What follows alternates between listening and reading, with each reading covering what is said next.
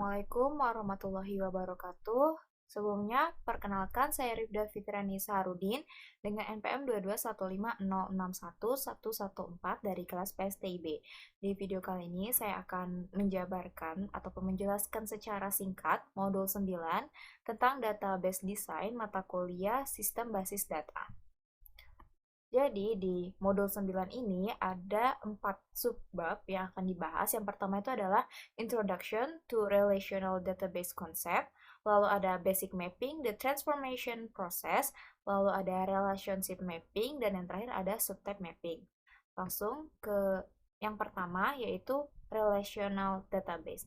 Jadi apa itu Relational Database?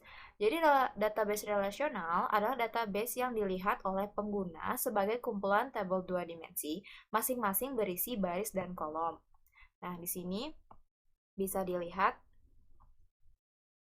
ada employees, table name-nya adalah employees, ini adalah baris, row, lalu yang ke bawah itu, yang vertikal, kolom atau kolom. Lanjut berikutnya, bahasa untuk mengakses data. Nah, untuk mengakses data, kita menggunakan SQL atau Structured Query Language yang memungkinkan pengguna untuk mengakses data dalam relational database dalam cara yang paling efisien. Nah, jadi kalau kita menggunakan SQL, kalau mau mencari data di sebuah database itu tidak perlu bingung mencari satu persatu, scroll terus ke bawah, karena kita pakai SQL aja, ntar select last name, department ID from employees, where employees ID 200. Ini adalah ininya ya, sintaksnya nanti yang keluar akan seperti ini. Kan ada employee ID 200, nanti yang keluar, yang ditampilkan adalah last name-nya, department ID-nya, dan first name-nya. Langsung ketahuan, itu adalah data dari Jennifer Wallen dengan department ID 10, employee ID-nya 200. Seperti itu. Lanjut, berikutnya adalah primary key atau kunci utama. Jadi primary key itu adalah sebuah kolom atau sekumpulan kolom yang unik yang mengidentifikasi setiap baris di dalam tabel. Tidak ada bagian dari primary key yang null atau kosong, dan setiap tabel itu harus memiliki primary key. Nah, bisa dilihat di sini adalah tabel. Yang nama tabelnya adalah accounts, ada bank, no, act, no, balance, date open. Nah, di sini bisa dilihat ada dua kolom yang primary key ada di bank no dan act no. Terus lalu di sebelah sini juga, maaf ini ada ketutupan, ada single column primary key. Di table employees ada employee ID. Berikutnya adalah primary key candidates. Jadi sebuah table dapat memiliki lebih dari satu kolom atau kombinasi kolom yang fungsinya sebagai primary key. Seperti yang kita lihat di slide sebelumnya tadi adalah multiple column primary key kan. Nah, setiap kolom atau kombinasi kolom itu disebut sebagai candidate key karena bisa dipilih untuk digunakan sebagai primary key. Jadi kalau ada dua kolom itu disebutnya candidate key. Kunci kandidat yang nanti bisa dipilih sebagai primary key. Nah, setelah salah satu kandidatnya dipilih untuk jadi primary key di table tersebut, maka candidate key yang lain itu akan menjadi alternate key atau unique key. Seperti ini. Lihat di sini, di table ini, member ID dan payroll ID itu adalah kandidat key karena keduanya itu bisa dipilih sebagai primary key. Nah, di sini yang dipilih sebagai primary key adalah member ID, sehingga yang payroll ID itu akan menjadi alternate atau unique key gitu, kunci unik. Berikutnya adalah foreign key atau kunci asing ya. Jadi foreign key itu adalah kolom atau kombinasi dari kolom dalam satu tabel yang mengandung nilai yang cocok dengan nilai primary key di tabel lain. Langsung aja ke contohnya. Di sini ada table employees dengan employee ID, first name, last name, dan department ID. Lalu ada table departments dengan department ID dan department names. Di table departments, department ID itu berfungsi sebagai primary key. Nah, bisa dilihat di table employees itu ada juga department ID. Nah, department ID-nya ini berfungsi sebagai foreign key karena nilainya itu cocok dengan nilai primary key dari tabel yang lain, seperti itu. Langsung masuk ke subbab yang kedua adalah basic mapping, the transformation process. Yang pertama adalah mengubah konsep ke bentuk fisik. Jadi konseptual itu adalah bentuk dari ERD-nya, conceptual model, ERD. Entity relationship diagram itu konseptualnya. Bentuk fisiknya itu adalah relational database yang sedang dipelajari sekarang. Nah, transformation process itu mengubah dari conceptual model atau dari bentuk ERD ke physical implementation-nya atau relational database. Bisa dilihat di sini, di ERD ada department dengan atributnya ada department ID dan department name, lalu ada employee, entitas employee dengan atributnya ada employee ID, first name, last name, payroll ID, dan nickname. Nah, ini konseptual modelnya diubah ke relational database fisikalnya. Nah, di sini nama tabelnya adalah department seperti nama entitas, lalu atributnya itu diletakkan di kolom name. Ada department ID dan department name. Begitu juga di tabel yang kedua, yaitu tabel employees. Seperti nama entitas yang di sini, employee. Nah, atributnya itu diletakkan di kolom name. Berikutnya ada terminologi mapping.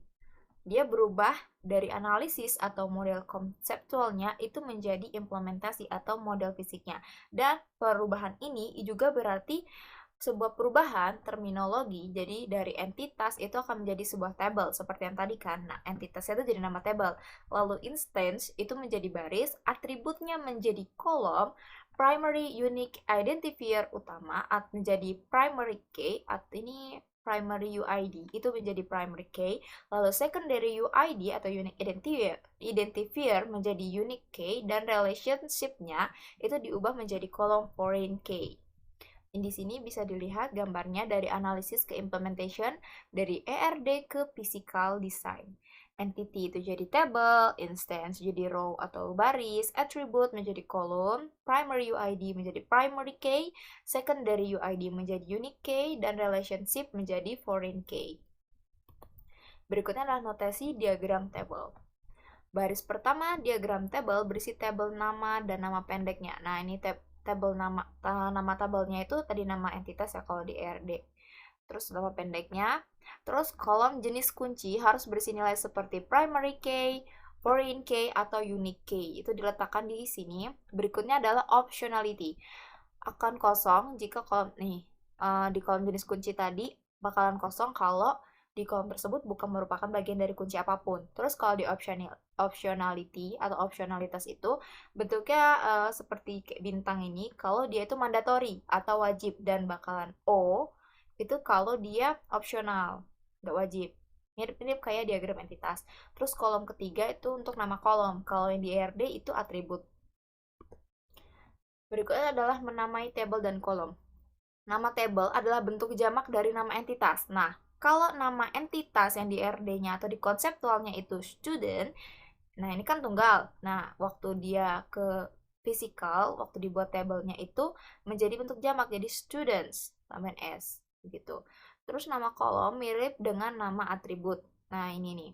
Ini nama atributnya kan, di nama kolomnya ini mirip, cuman karakter spesial dan juga spasi itu diubah menjadi garis bawah, underscore gitu. Seperti di sini kan ada first spasi name. Nah, kalau di kolom name, dia berubah menjadi first underscore name. Terus dia pakai huruf kecil semua.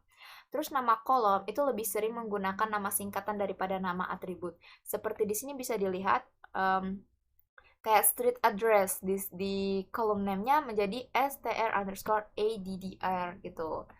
Postal code menjadi p_code. Baiklah, untuk yang selanjutnya ada relationship mapping. Aturan untuk relationship yang pertama adalah relationship menciptakan satu atau lebih kolom foreign key dalam table, lalu menggunakan nama pendek table untuk menamai kolom foreign key, dan kolom foreign key dapat mandatory atau wajib atau juga bisa optional tergantung dengan kebutuhan business needs-nya. Nah, di sini ERD-nya ada department dan employee dibuat ke bentuk fisiknya, yaitu tabel. Department, short name-nya DPT, employee, short name-nya EPE. Di sini ada kolom name ID, name ini seperti biasa, kolom name-nya itu diambil dari atributnya. Untuk kolom name ID, optionality-nya itu mandatory dengan key type-nya primary key.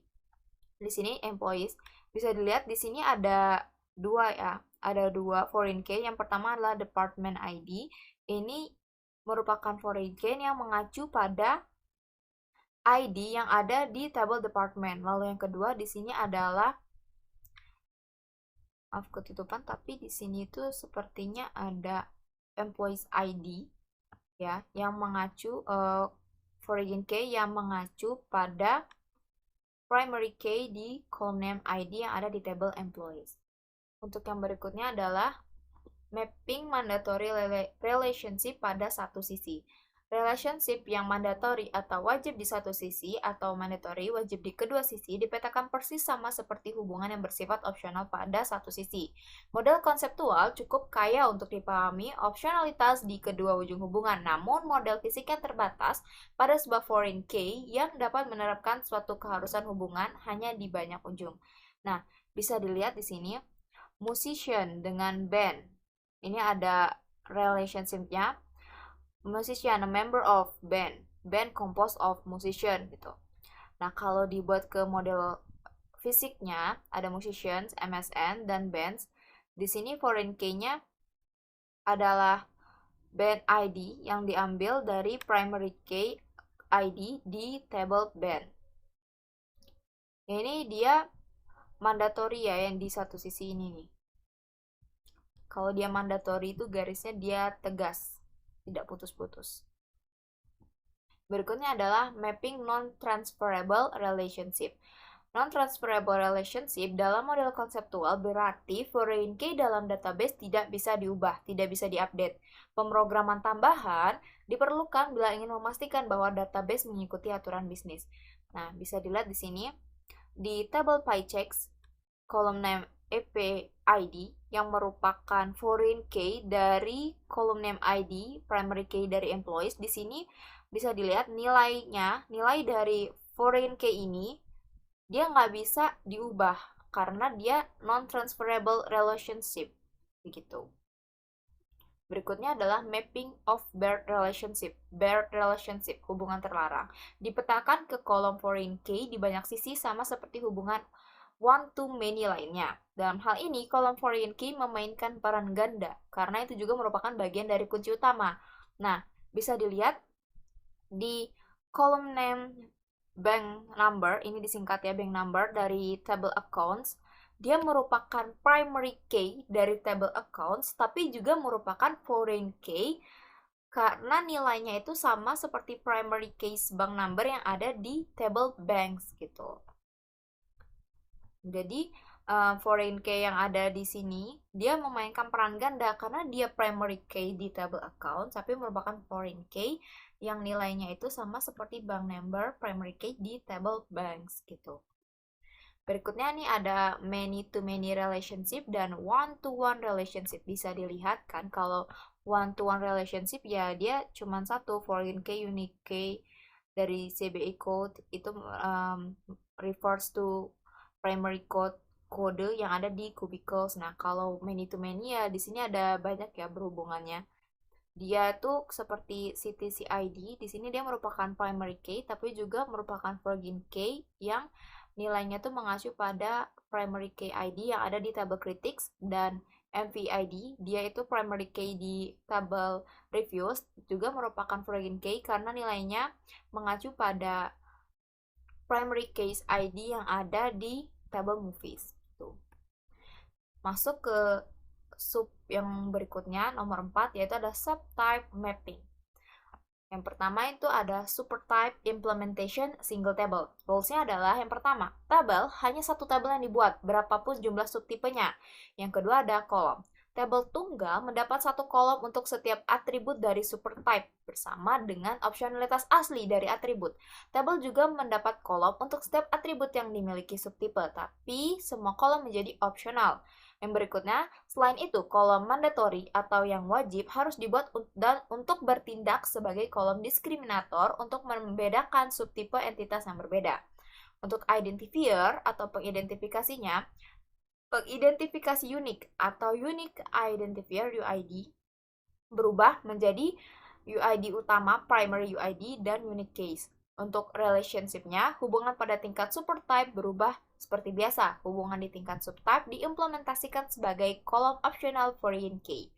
Untuk batasan integritasnya, batasan pemeriksaan diperlukan untuk memastikan bahwa setiap subtipe tertentu, semua kolom yang berasal dari atribut wajib itu tidak null.